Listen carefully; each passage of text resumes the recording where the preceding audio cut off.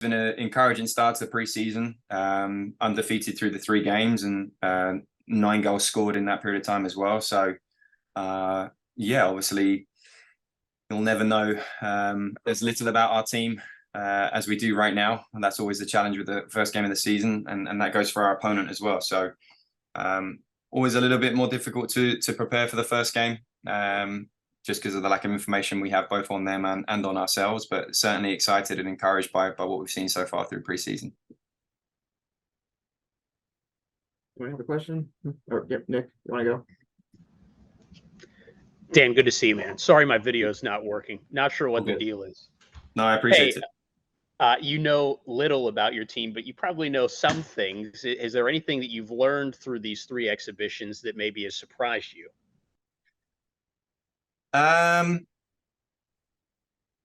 Pleasant surprises. I wouldn't say a surprise in the sense that I think some of our attacking options, returning options look a little more clinical, a little more polished to go through the first part of preseason. I've been really pleased with, the likes of Marcus Caldera, Ryan Crooks coming off a long-term injury through the spring has kind of not missed a beat through preseason. Luke McCormick as well. They've all had multiple goals in those first 3 games. Sergio Ors Navarro was the top goal scorer in USL2 this summer with 13. So from that perspective, encouraged that we have players in form right now in front of goal and some of those good attacking threats. And obviously, I haven't even mentioned Yataro at this point. So I think that's arguably where some of our strength is. We're really pleased with some of the incoming players as well. A couple of freshman forwards that have made a good impression in Sam Yanker and Jake Ross. And then Konstantinos Christou, a Cypriot international, who again looks like he's going to be a really, really good addition to the team. Could you tell me a little more? Sorry, go ahead. Wanted to follow up on Cause. Could you tell me a little bit about his game in the midfield? Like what can he supply? Is he more of like an attacking midfielder? I hope so. He played a little more defensive last year. He wants to be the type of player that's on the ball all the time. He wants to feel like he can build the attack. We're working with him to make sure he shows a little more patience to operate between the lines and affect the game a little higher up. I think he has the qualities to do so. He's very, very good in tight spaces on the half turn, quite similar to Luke McCormick in that regard.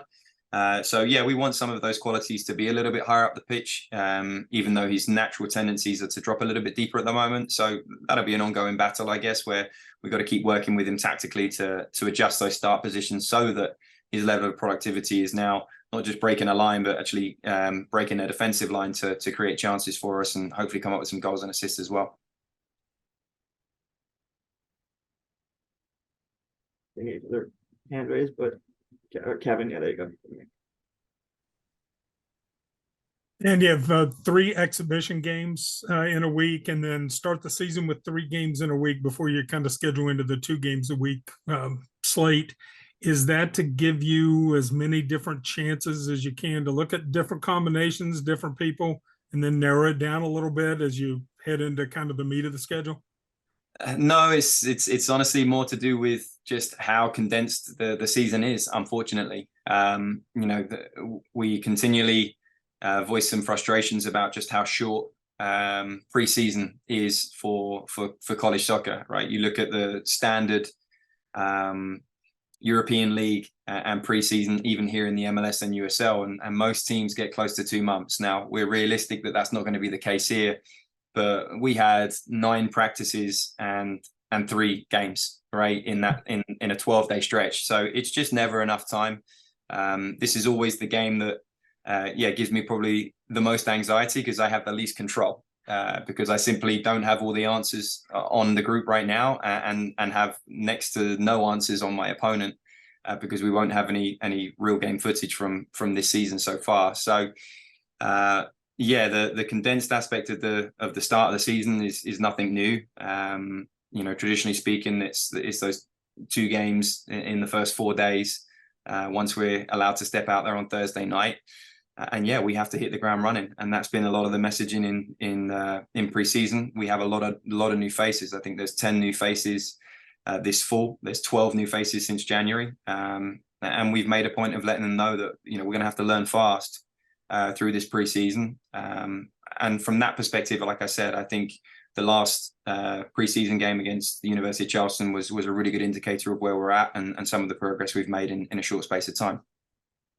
So with that in mind, did you have a plan, and do you have a plan with, having gone through this in the past, of how you want to put different people, different combinations out there? And then I guess you leave a little room for, hey, we've got time to try this before we really dive into the season. Yeah, I think that's been one of the biggest differences over the course of this preseason. I think we want to feel like we can be a little more versatile in the way that we set up, in the way that we attack. I think we have a vast range of profile of players. No one player same as the next. So I think that gives us a little bit of a capacity to change the picture and change some of the ways in which we try and hurt the opponent. The downside is, with as little time as we have, you kind of watered down the content of every single one of those options as well, right? So it's going to take some time. But again, I think both the staff and the players have seen that these things can work in a short space of time, and it will be something we'll hope is effective on Thursday and Monday, and that we then will continue to build. Often the reality of the college season is that we don't really start to see our best work until game 4, 5, and 6. So you kind of hold on to your seat, cross your fingers, and hope for the best on Thursday to some extent. But yeah, I think I'm encouraged that we may have some ways to do things this year that are a little bit different to previous seasons, because there's more versatility to the manner in which we certainly can attack. That's for sure.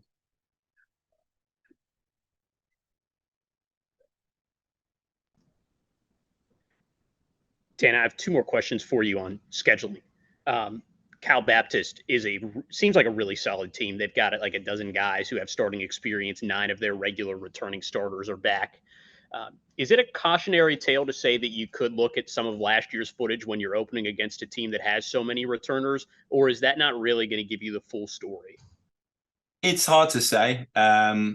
It's funny, I was just talking about this with someone else, but as far as home openers or opening games go, you could argue, and I would agree, that this is about as close as we can feel like we'll ever be to perhaps what they will do, simply based on exactly that. We're very much aware that I think 9 of the starting 11 played 18 plus or started 18 plus of their 21 games last season. So there's some educated guesses that perhaps are far more educated than in other incidences.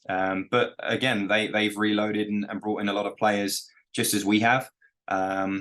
So yeah, we have to make some assumptions, of course, that some of those guys that were very solid for them last year, a lot of sophomores and juniors that are now going into their final year or 2 years of eligibility for Cal Baptist, that we expect to be out there. But again, we see their coaching staff on the recruiting trails, both domestically and internationally, all the time. They do their due diligence. They're out there working hard and making sure they're amongst those environments where you can potentially recruit some very talented players. So it wouldn't surprise me if it looks a little different, because they feel like they've added and supplemented their squad really nicely with this recruiting cycle. And then an additional note on your scheduling, Dan, like last year, you guys played not just a tough schedule, but a lot of tough games on the road. Do you feel any better this year about the way that things have balanced out? Perhaps. I think there was probably more to the story of how we ended up with the schedule we did last year. Not entirely in our control on a couple of occasions with how certain games manifested themselves and when they did. So it wasn't the perfect schedule. At the same time, I'm always going to be a firm believer that to be the best, you have to play the best, and we still feel like we have a really, really strong schedule this year as well. I think the subtle difference this year might be the increments of time we have in between the games is generally 4 days. So that could be to our advantage. The downside of that is we don't really have, if any, kind of 1 week time periods where we don't have a game. So we've tried to space out the 17 games we have a little more evenly this year. Whereas in the past, we've kind of broken it into thirds where we might play 5 or 6 games, get that week to kind of reset, reassess, recover, and then go for another 5-6 game block and then do the same again. We've gone away from that a little bit this year. So we'll see how that works with this group. But as always, we feel really good about the depth of the squad again. I think this is the most even distribution of depth that we have. Again, we trained the other day, and if you like, our perceived first group, was getting the runaround from our second group. So that's always encouraging in training, that we feel as though we're more than 20 deep again this season. And we'll obviously need that with the type of schedule we have. Any other questions? Said Adam, you just jumped in there if you have a question to ask as well. Adam, I do have another one on depth. Sorry, I didn't raise my hand. No, Dan, you have a lot of familiar faces in the midfield and up top, but defense, it's newcomers, particularly transfers. When you say there's still a lot to learn about this team, is that where some of your maybe lack of knowledge lies at this point? Unfortunately, yes. Yeah, it kind of goes without saying. I think, we've obviously had the 3 preseason games. We've, if you liked, tried to manipulate that to just get as many minutes as possible within those 3 games. So I think it was 120 minutes over the first 2 games that we were able to facilitate, 150 minutes over the 3rd game. And a lot of it was to do with, where are we in terms of the quality of depth and if you like, that pecking order. I think we felt, or we hoped perhaps, that we'd have a clearer picture than perhaps we even do right now. I think the good news is it's because there's a lot of good problems there as far as the quality of depth that we have in those defensive positions. So, what you see on Thursday may not be what you see on Monday when we get to Bucknell. And I think that's where, like I said, it's really important through this first stretch of 5 games that come incredibly quickly for us, that everyone stays on board and everyone, whether they're playing or whether they're, on the bench and looking out from afar, recognizes that things can change and they'll have to be really professional with how they approach that, so that should their opportunity come, they can take it. But yeah, that's clearly an area where, if you were to look at the team that we would have put out last year, probably with the exception of Noah Gold, who was obviously a true freshman and did well for us last season, there's no real recognizable name out there in the centre back position that was with us. So that's definitely something that we've spent a lot of time looking at in preseason, and something we'll continue to look at through these early games. 2 more, coach, related to personnel. Your goalkeeper, have you named a starter, or are you going to name a starter going into Thursday's match? And then beyond that, any injuries, anybody that's not going to be available at this point? Mm-hmm.